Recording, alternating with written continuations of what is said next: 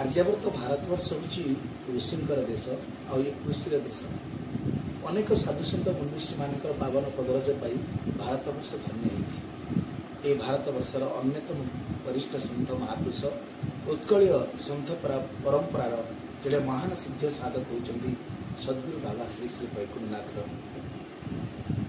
जो महापुरुषंकर आसवा पूर्व पंचदश शताब्दी महापुरुष अच्युतानंद कहते शिवकल्पे कहते चक्षरे तात सुभद्रा जे मात उदरु संभव हेबे बसंगेट जग करी पुणी प्रकाश्य नाम कहबे आसवे महापुरुष तार बहु पूर्व महापुरुष अच्युतानंद घोषणा करी जड़े महापुरुष आसवे तांकर पितांकर ना हम चक्षरे अर्थात गुरुदेव बाबा श्री वैकुंठनाथ बापा ना हूँ चौधरी चैतन्य चरण घर चक्षरे तात सुभद्रा जे मात तांकर माँ हूँ सुभद्रा चक्षरे तात सुभद्रा जे मात उदरु संभव हेबे बट संगे ट जोग करी पुणी प्रकाश्य नाम बहिबे परम कारुणिक श्री श्री गुरुदेवंकर बाल्य ना हूँ ब संगे ट जोग कराई अर्थात ना हूँ चौधरी बटकृष्ण कर महापुरुष आसवे केबे 500 वर्ष पूर्व महापुरुष अच्युत भविष्य मालिकार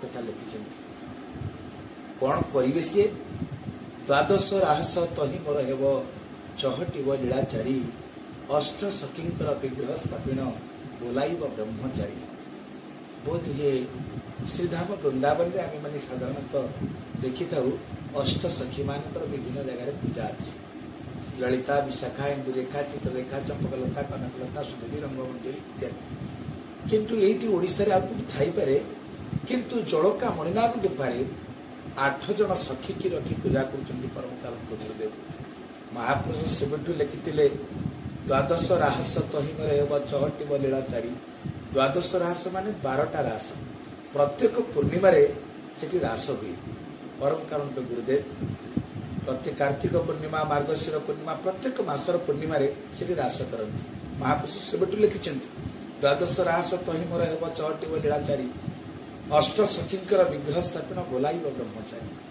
तो से बड़ी एक सिद्ध महापुरुष ये ओडिशा माटी के धन्य कर अनेक छंद चौपती कविता पद्यावली गद्यावली भक्ति संगीत आज आध्यात्मिक जगत को उद्भाषित करिजे स्वर ही ईश्वर निजे एभली जड़े स्वरज्ञ विद्वान कौ वाद्य से न बजंती हारमोनियम बजेबे तानपुरा बजेबे बीणा बजेबे वेणु बजेबे सबु वाद्य पारंगत आ सुंदर भाव भगवान नाम संकीर्तन करवा भजन गाइबारे गोटे सिद्ध साधक आज से जड़े स्वाधीनता संग्रामी भाव केवल जड़े कवि लेखक गायक संगीतज्ञ ता नुहति से जड़े स्वाधीनता संग्रामी जेतबले पराधीनतार वशीभूत हो भारत वर्ष त्राही त्राही डाक छाड़ूला कि आम स्वाधीन पाइबू इंग्रेज मान कबल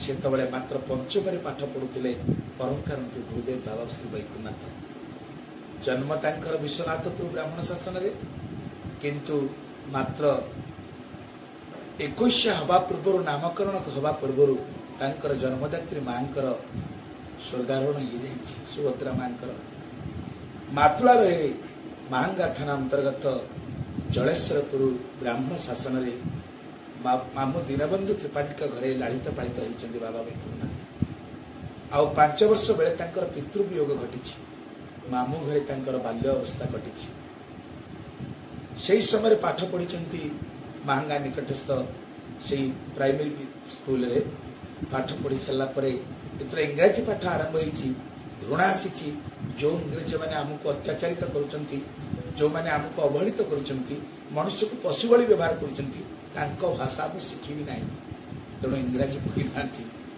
से दिन स्वदेशी आंदोलन में निजक सामिल कर पिला बेलू तपस्यारत होती छंद चौपती रचना करिबारे निजक सामिल कर गुरु खोजापी जा पूर्वबंगर ब्रह्मपुत्र नदी कूल महामाया जोगमाया पीठर परम पूज्य स्वामी निरंजन ब्रह्मचारी को गुरु ग्रहण कर भेक कौपनी प्राप्त होती गुरुकर निर्देश हे वैकुंठ तुमर साधन पीठ एठी नुहे, तुमको फेरिया को पड़ो विरूपा नदी कूलर से पवित्र गुंफा मणिनाग गुंफा। मणिनागगिरी महिमा अपार, पाताल को द्वार थिब, दुई सहस्र मुनि सिद्धि साधुचंती, गोटे अच्छी आश्रम। तुम से जाओ, मणिनाग गुंफा तुम साधना कर यथा समय मुझे तुमको दर्शन देवी।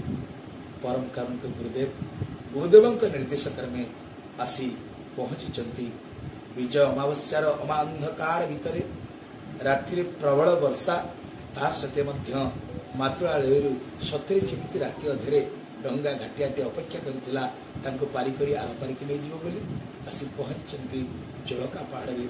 ताहा 1934 मसीहा पवित्र विजय अमावस्यार तिथि से दिन राति प्रवेश कर जोड़का पहाड़ में।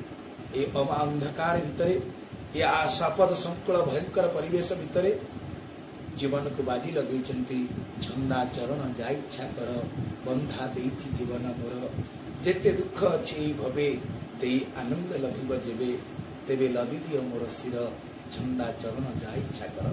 भगवान को आश्रय करी से गण ओसारिया गुंफा भितर दीर्घ 12 वर्ष काल तपस्यारत होइछन्ति। केते साधु संत महात्मा मनुष्य मान सहित साहचर्य लाभ करिछन्ति। माँ अंबिकाईंकर कृपा प्राप्त होइछन्ति। तांकर परम कारुणिक गुरुदेव तांकर मध्य दिव्य सानिध्य लाभ करिछन्ति। पुनश्च जेतले गुरु सेपट देह छाड़िछन्ति, ठीक सेही दिन एठी आसी तांको दर्शन देइछन्ति। कदली टी भोक लागुछि तांको मागिछन्ति, कोन टिके खाइबि दियो। आज किछि नै, यारे देख देख ना से गुंफा भितरे अछि कदली भोग अछि। जेतले गुंफा भितरे प्रवेश करि जाउछन्ति परम कारुणिक गुरुदेव देखुछन्ति खई सहित पाटकोपड़ा कदली थोइछि। बड़ा आश्चर्य होइछन्ति। आ ताको आनी जेतले खाइबाको देइछन्ति, गुरुदेव प्रसाद ग्रहण कर पुणी बढ़े तमें भी किसी खाए न खाओ। तो गुरु शिष्य उभय प्रसाद पाई। पानी टीपे आने जो जाइए गुरुदेव हाथ धोइबे, तो परम कारण गुरुदेव हाथ धोइबे बोली जो गुरुदेव जाइए पानी आने आशा ठक ठक शब्द कर कठोर शब्द महात्मा जनक स्वरूप जोड़का पहाड़ ऊपर को उठी जाउछन्ति। ये पछाड़े डाकुछन्ति, हे महापुरुष, हे गुरुदेव आपण फेरी आसतु। कहते अरे वैकुंठ मु फेरवा रास्तार यात्री नुहे, जो पेटे गले आउ फेरवा को न हुए मुझे रास्तार यात्री। हे वैकुंठ निर्भय रुह, आज ठारू गुरु भार तुम उपर समर्पण है।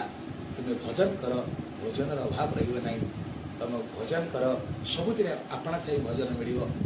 वैकुंठ जीवन में घटला। सी केवे जीवन में क्या मागी ना हाथ पतई भजन करती, मन को मन भोजन आसी पहुँचे। से ही बड़ी जड़े सिद्ध सन्त महापुरुष सद्गुरु आम ओडिशा माटी के धन्य करिसेंति, भारत माटी के धन्य करिसेंति। आमे माने भाग्यवान जे सेही बड़ी जड़े महापुरुषंकर सानिध्य लाभ करिछु। हे परम कारुणिक गुरुदेव, आपण शरीर नथिले मध्य आज एक बहुश्या माने सारा जगत रे आपण ही अछंती। जगत गुरुमय सबुटी अछंती। जो माने तो गुरु वो गुरु कही गुरु भितर भिन्नता सृष्टि करती, से गुरु असल स्वरूप जानती। गुरु एक धर्म एक, मन्नाथ श्री जगन्नाथ मद गुरु श्री जगत गुरु मदात्मा सर्वभूतात्मा तस्मै श्री गुरवे नमः। वो गुरु भितर समस्त गुरु अछंती, समस्त गुरु भितर मो गुरु भी अछंती। यही भावना आमको दियंतु प्रभु। तो आपण चरण तले आम मन सदा सर्वदा रहू। आपण से दिव्य भावना भरी दियंतु। जगतर कल्याण हो। सत्य अहिंसा मानव धर्म, मरम बुझी कर कर्म, सत्य को छाड़ी